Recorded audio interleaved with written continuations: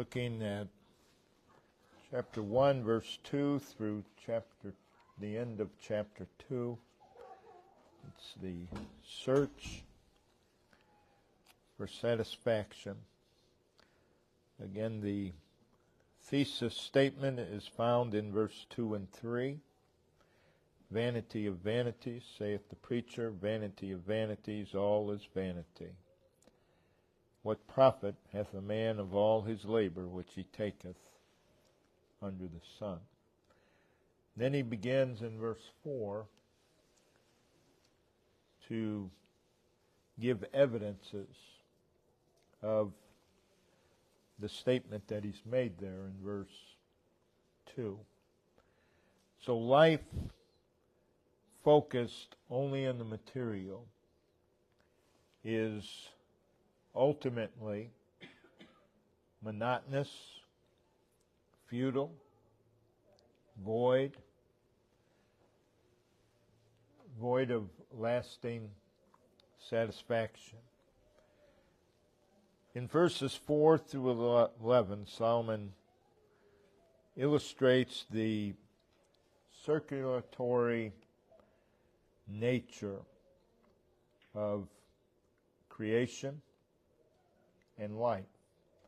And what he's doing is he's illustrating the fact that living apart from God is merely wandering in circles, chasing the wind. That's what vanity of vanities means. It's basically a chasing of the wind. He speaks of the fleeting nature of life in verse 4. He says, one generation passeth away, another generation cometh, but the earth abideth forever. He moves on from there to verses 5 through 7, where he speaks of the incessant rounds of nature. He mentions the sun and the wind and the waters. And just incessant. It's constant motion, but sameness. Always moving, but everything remains the same. And that's how it is with those who attempt to live apart from God. So again, all of these are meant to illustrate the repetitiveness and ultimately unsatisfying nature of pursuing fulfillment apart from God. Constant motion, yet no lasting change. And you can just look around at life and you see this. People just doing the same things over and over and over. Really nothing changing, and that's how they live their lives. And there's no lasting fulfillment. So we'll begin today to look at verse 8 through 11. He says, all things are full of labor. Again, keep in mind, he's speaking of life apart from God. All things are full of labor, man cannot utter it.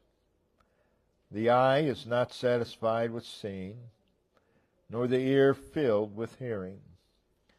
The thing that hath been, it is that which shall be, and that which is done is that which shall be done, and there is no new thing under the sun. Then again, that last statement must be taken in context with what he's saying there in verse 9. Is there anything whereof it may be said, see, this is new, and hath been already of old time, which was before us? There is no remembrance of former things, neither shall there be any remembrance of things that are to come with those that shall come after. So he speaks, verse 8, of the pursuit of lasting fulfillment and satisfaction apart from God does not satisfy. No one is ever satisfied. No one is ever content. What is said in verse 8 is the logical conclusion of what he said in verses 5 through 7, the incessant cycle of nature.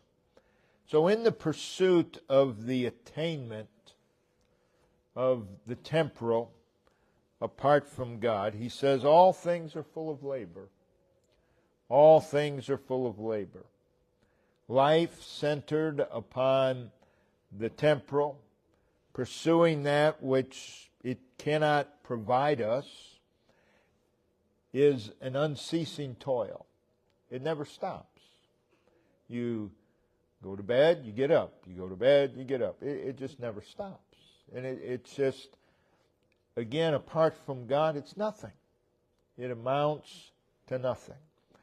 The context, the extent of this is man cannot utter it. Again, all things are full of labor. Man cannot utter it. That is, there's not enough words to express the unsatisfying nature of the pursuit of lasting fulfillment and satisfaction apart from God. And then Solomon proceeds to illustrate. He says, the eye is not satisfied with seeing, nor the ear filled with hearing.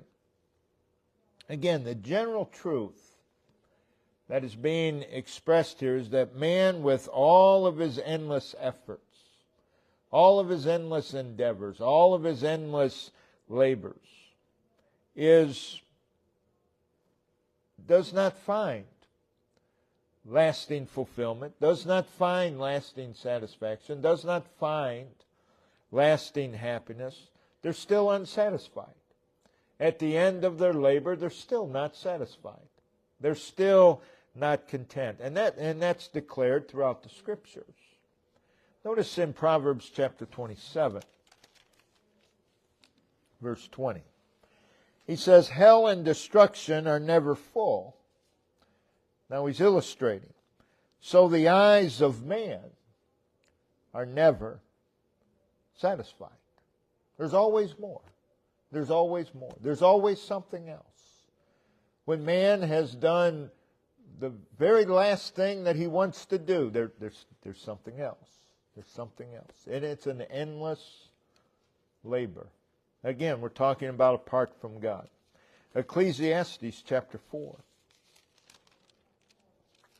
and verse 8. There is one alone, and there is not a second. Yea, he hath neither child nor brother. Yet is there no end of all his labor. Neither is his eye satisfied with riches. Neither saith he, for whom do I labor, and bereave my soul of good?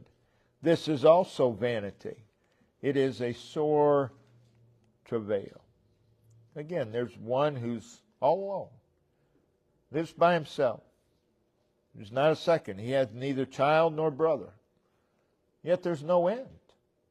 There's no end. You say, well, I do everything I'm laboring for my children. Probably not. Because here it says, even if you had no children, you do the same thing.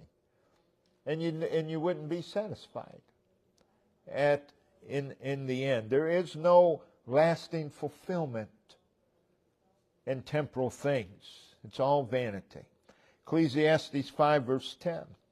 He that loveth silver shall not be satisfied with silver, nor he that loveth abundance with increase. This is also vanity, or this is also chasing the wind. You're not getting anywhere. You're not getting where. Ecclesiastes 6 verse 7. All the labor of man is for his mouth, and yet the appetite is not filled. It's never filled. There is no lasting satisfaction apart from God. And this is what Solomon discovers. In Isaiah 29, Isaiah 29,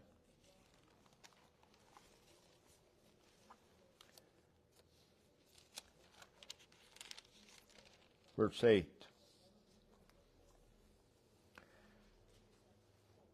It shall be as when a hungry man dreameth, and behold, he eateth, but he awaketh, and his soul is empty.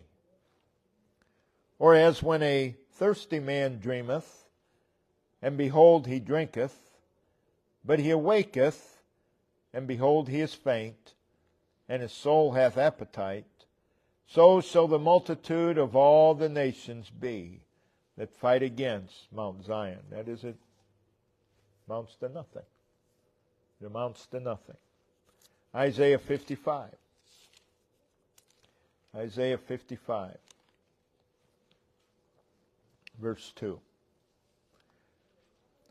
Wherefore do you spend money for that which is not bread, and your labor for that which satisfieth not? Hearken diligently unto me, and eat ye that which is good, and let your soul delight itself in fatness.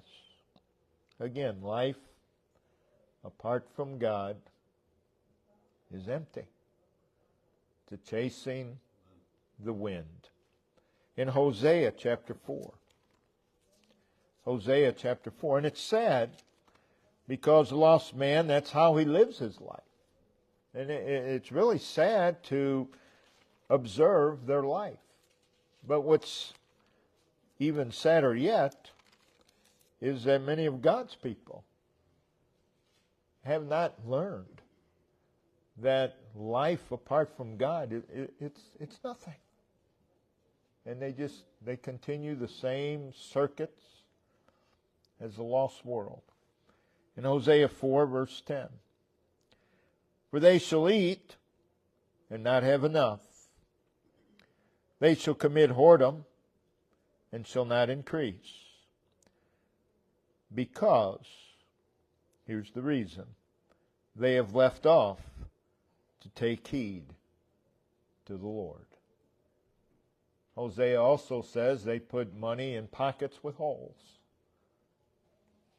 Amounts to nothing. There is no lasting fulfillment. Notice in Hosea 12, verse 1. Ephraim feedeth on wind. Chasing the wind. Ephraim feedeth on wind, and followeth after the east wind. He daily increaseth lies and desolation. And they do make a covenant with the Assyrians, and oil is carried into Egypt. Again, it's all for naught. In man's pursuits apart from God, all for naught. Notice in John chapter 4, Jesus speaking to the woman at the well, pretty much sums up Ecclesiastes. Jesus, verse 13, Jesus answered and said unto her, whosoever drinketh of this water, pointing to the water in the well, shall thirst again. It's not going to provide lasting satisfaction, nor does life apart from God. He goes on in Ecclesiastes, if we go back there, and he speaks of the repetitious nature of such a life. Again, a life apart from God. And he does that in verse 9 and verse 10. And the point that Solomon is making in these verses 9 and 10, is the repetitious cycle of life. The repetitious cycle of an endless life. And he summarizes by saying there is no new thing under the sun. That, of course, is a qualified statement. It needs some qualification. Because immediately someone will say, well, that's not so. We have cell phones, never had them before. We have computers, didn't have them before. But that's not what he's talking about. There are changes in our lives. But the fundamental human experiences, that's what he's speaking of, is human experience, such as sin, grief, sickness, joy, etc. Those are all repetitious of the past. It's what all of mankind has experienced. So really what he's doing here, he's painting a picture of the monotony of a life lived without God. He's illustrating the repetitive, monotonous cycle of making the pursuit of lasting fulfillment and satisfaction in temporal things apart from God. Making that your life. He's illustrating again the monotony of life apart from God. You ask many a lost person, how's it going? Same old, same old. I hear it almost every day at the gym. How's it going? Same old, same old. Yeah, that's exactly right. And that's true of their entire life. That's their life. Same thing. Day after day. Really getting nowhere. So he's illustrating the monotony of life apart from God. A life for the here and now. Just living for now. He's illustrating the fact that those who seek lasting satisfaction and happiness in the temporal apart from God, they're never satisfied. There's no new thing under the sun. And therefore they engage in an endless pursuit of that which is new. They're always looking for the new. Look at marketing today. People want the new. They want the new and improved. Even if it's the same old thing, as long as you put new and improved, they're interested. That's what they want. They want new. Because the old is not giving them that lasting satisfaction that they so desperately want. They're not getting it. But what they don't realize, they're not going to get it in the new and improved either. Notice in Acts chapter 17, and this is true spiritually as well. For those who profess salvation, many are, that's all they're looking for. They're not interested in old truths. They want something new. They want something new. And in Acts 17, verse 21, for all the Athenians and strangers which there spent their time in nothing else but either to tell or to hear some new thing. Always looking for something new. Why? Because they're not satisfied with the old. And why is it that when something new comes out, everybody's got to have it?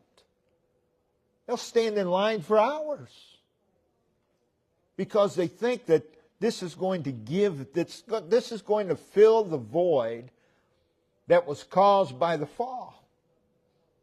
But there's only one that can fill that void, and that's the Lord.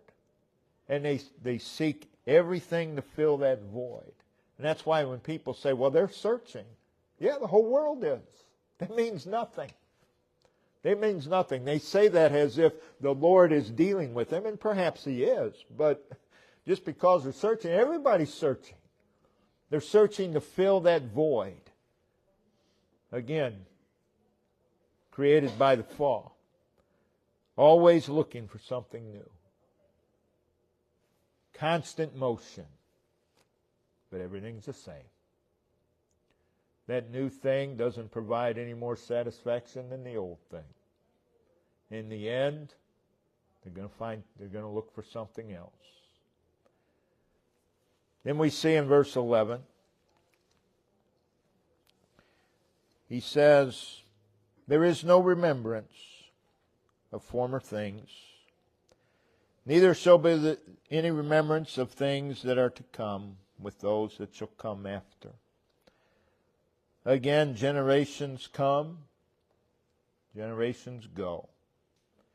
Man is soon forgotten, is what verse 11 is saying. And what is stated in verse 11 is reiterated. Chapter 2, verse 16.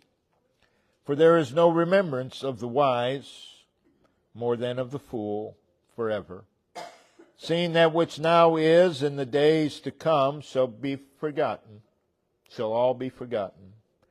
And how dieth the wise man as the fool?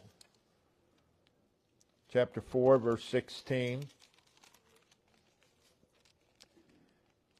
There is no end of all the people, even all that have been before them.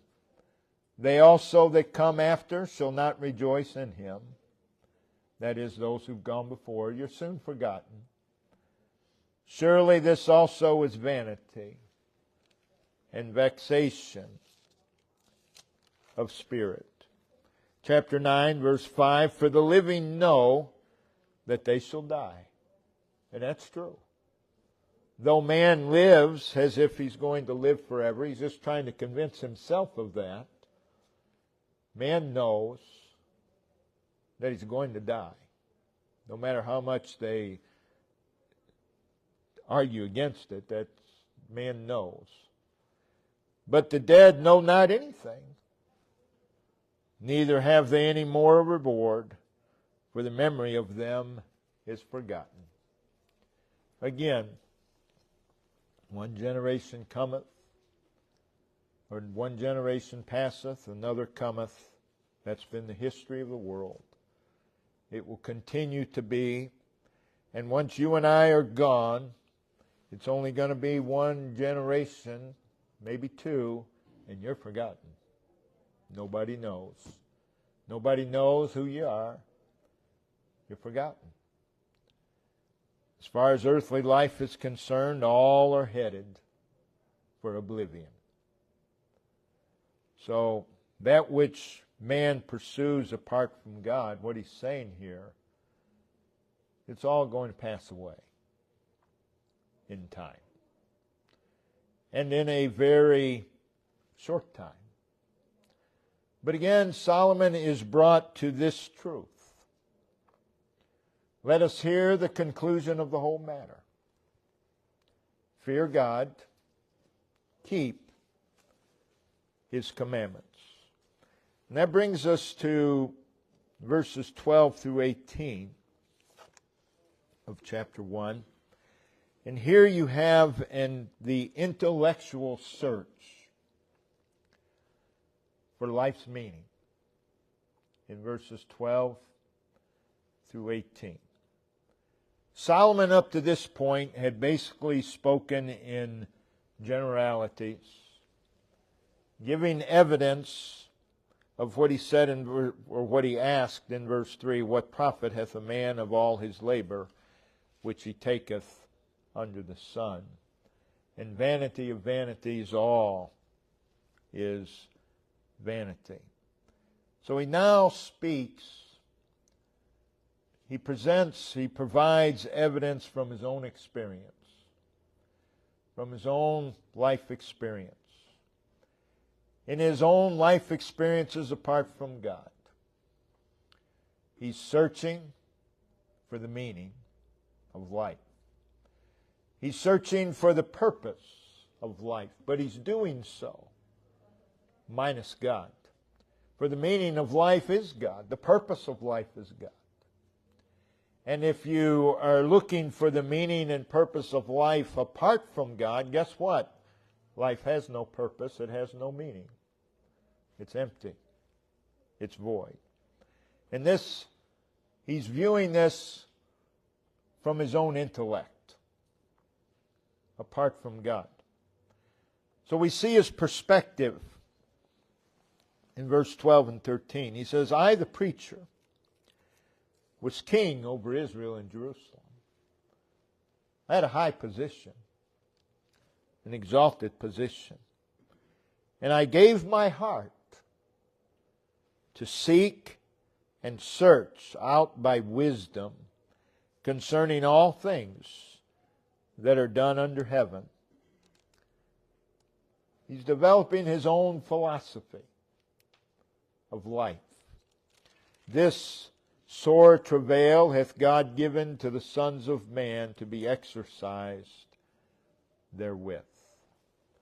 So you have Solomon's perspective. Again, perspective apart from God.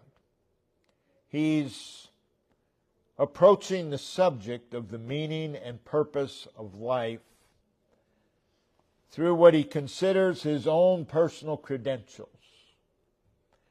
Verse 12, he says, I, the preacher, I, the teacher, was king over Israel and Jerusalem. He's citing his position and his authority as king and preacher. He had the unique opportunity to observe life from a viewpoint that most never see. And he views himself as one who is qualified. There are a lot of people today who view themselves as qualified to explore the meaning and purpose of life. But they do so apart from God. In verse 13, he cites his own wisdom as a credential to investigate life's meaning, life's purpose.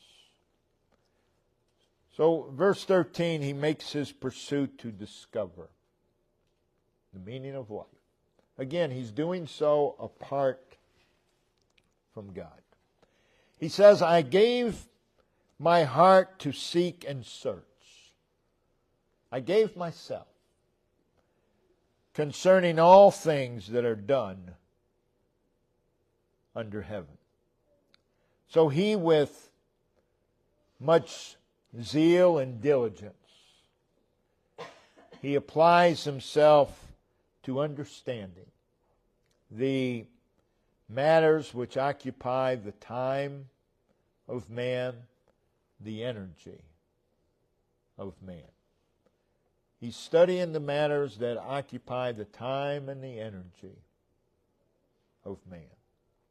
It's pretty sad when you look at what occupies the time of people today.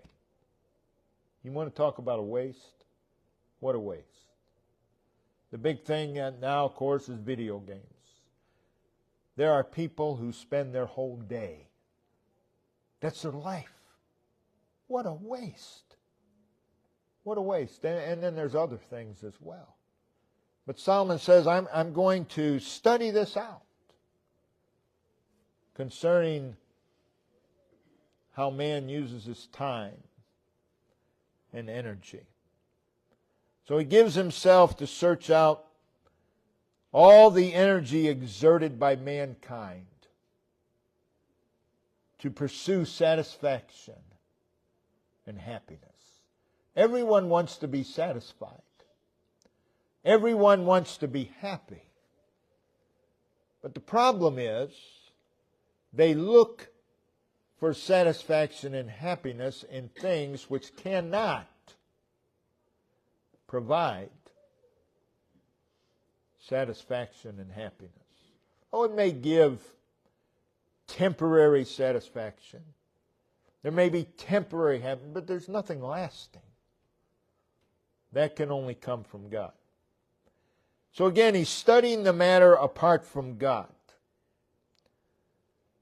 The result of his observation, verse 13, as he considers man's time and energy, he says, this sore travail hath God given to the sons of men to be exercised therewith.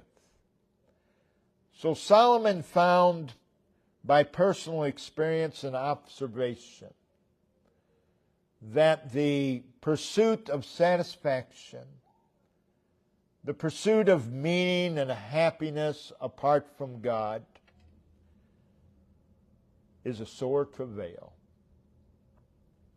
The word sore speaks of that which is painful, that which is distressing and miserable. Look at people today, and you see sore travail. It's everywhere. People are miserable, and they blame it on everything but what is the real reason. Themselves. And the word travail, of course, speaks of that which is exhausting. You chase the wind. You do that long enough, guess what? You're going to be exhausted. I don't know why I'm so tired. You've been chasing the wind all day. There's nothing there. It speaks of that which is heavy and burdensome. And then he says that mankind is exercised therewith. That is, the life of mankind apart from God has the source of satisfaction, meaning, and happiness. That individual's life is marked.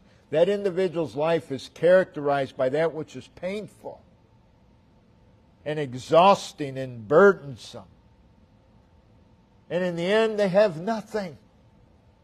They've spent all this time. They've spent all this energy. And they have nothing. Just like if you could catch the wind, you'd still have nothing. You wouldn't have anything.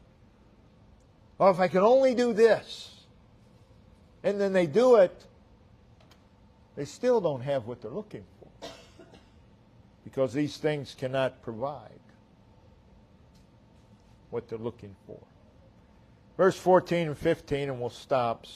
Solomon comes to a conclusion of how man spends his time and energy looking for lasting satisfaction and happiness. Again, as you read Ecclesiastes,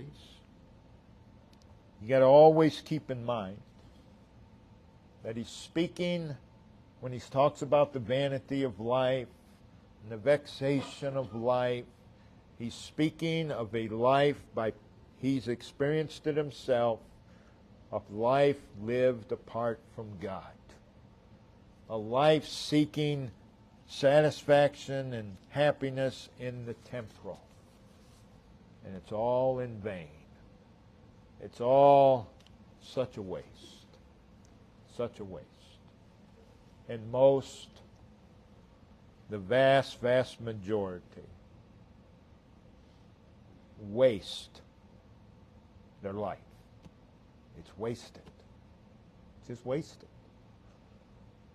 Probably the vast majority of those who profess to be saved waste their life. They just waste it. They just throw it away.